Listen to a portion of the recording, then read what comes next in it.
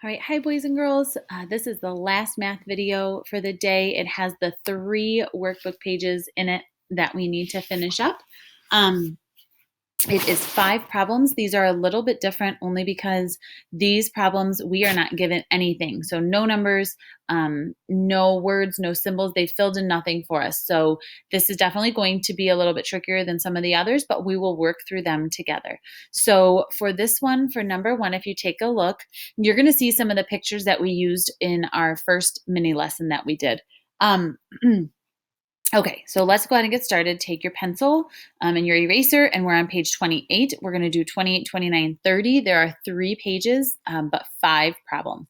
So let's go ahead and take a look at this first problem, number 1. So for this problem, we are looking at these bowls, and in those bowls is something called porridge. It's kind of like oatmeal. So in these 4 bowls here, so we have 4 bowls all together. So I went ahead and gave you that, and I'll kind of walk you through this one a little bit more than I might some of the others, and I'll kind of walk through it with you. And the other ones, I'll give you more of a chance to help me get the numbers that we need. So for this first one, take a look at how many bowls there are. So let's count. 1, 2, 3, 4. Okay, so all together there are 4 bowls. Doesn't matter right now about the ones that are on the ground. All we're looking at is how many all together are there. So there's 4 bowls. Now we know we're going to take some away because that's what subtraction is. So in that next spot, you're going to make the minus sign of the subtraction sign. So 4 bowls, take away. How many bowls fell on the ground? Go ahead and count them. 1, 2. Good. So in this next box, we are going to make a 2 because that's how many bowls are on the ground. So we have 4 bowls all together. Take away or minus those 2 bowls that are on the ground equals, make the equal sign here. How many? 4 bowls all together. 2 are on the ground. So how many bowls are still left on top of the mushroom? 2. So we would read this number sentence, 4 minus 2 equals 2, or 4 take away 2 equals 2.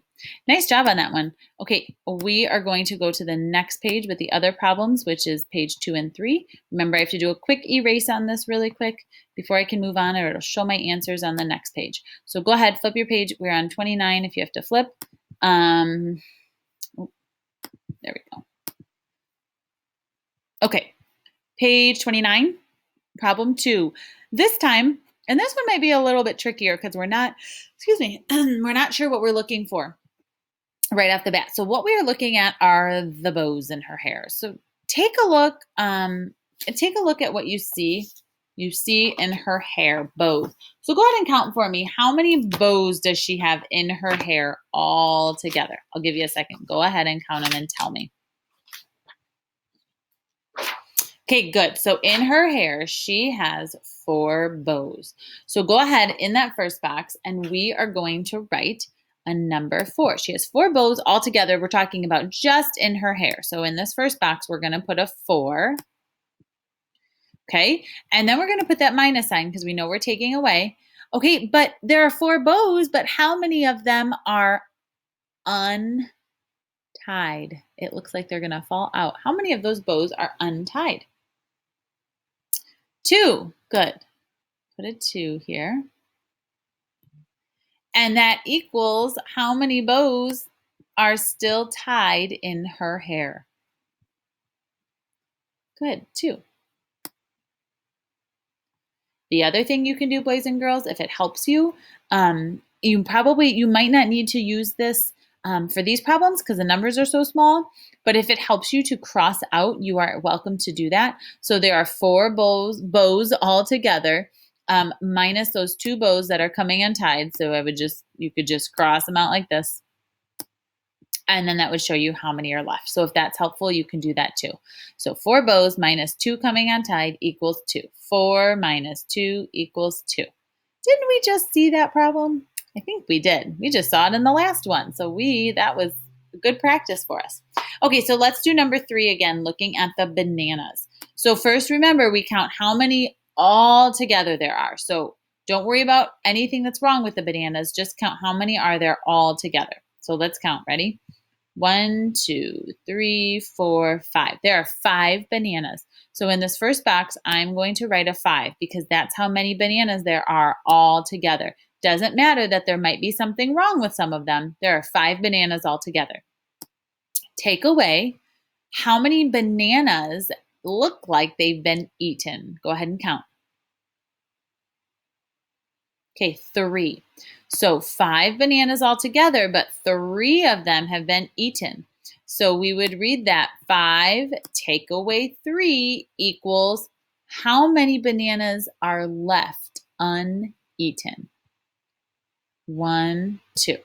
So we would read this number sentence, 5 minus 3 equals 2, or 5 take away 3 equals 2. So similar problems, similar pictures to what we saw in the first lesson. But again, always good practice the more we practice those familiar problems and numbers. So we're going to move on to the last 2 problems, which is on page 30. Me erasing quick, and then we're going to move on and do those last 2 problems. You guys are doing a great job, I am sure. Okay, number 4. Oh, I see some spots I didn't get. Oh, okay, they moved. Okay. So for this problem, we're going to look at the apples. So kind of like we did when we were talking about it in that first video. Let's count all together how many apples there are. 1, 2, 3, 4, 5, 6. So that's how many there are all together. So we're going to put a 6 in this first box. And then we're going to take away those apples that fell on the ground. So how many apples fell on the ground? 1 apple fell on the ground equals 6 apples minus 1 apple that fell on the ground equals how many apples? So I have 6 apples. 1 fell on the ground. How many are left?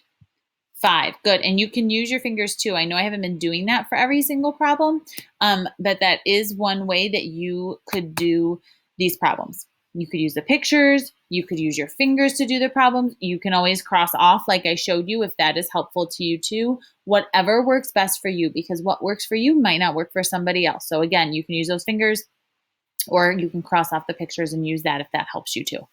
Okay, let's do our last problem. We have spiders here. So first let's count how many spiders there are. Ready? 1, 2, 3, 4, 5, 6, 7, 8. All right, there are 8 spiders. So in this first box, we're going to write an 8. I think this is the number sentence that has the biggest numbers we've used so far. Okay, there's 8 spiders, and we know we're going to take away some number of spiders. So take a look at all the spiders here. What is wrong with these spiders? There are some that are running away. So how many spiders are leaving and running away? Let's count.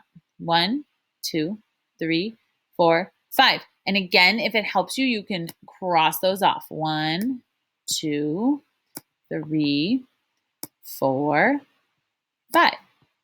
Okay, you can cross those off if that helps you see it too. I know that that helps me being able to see it.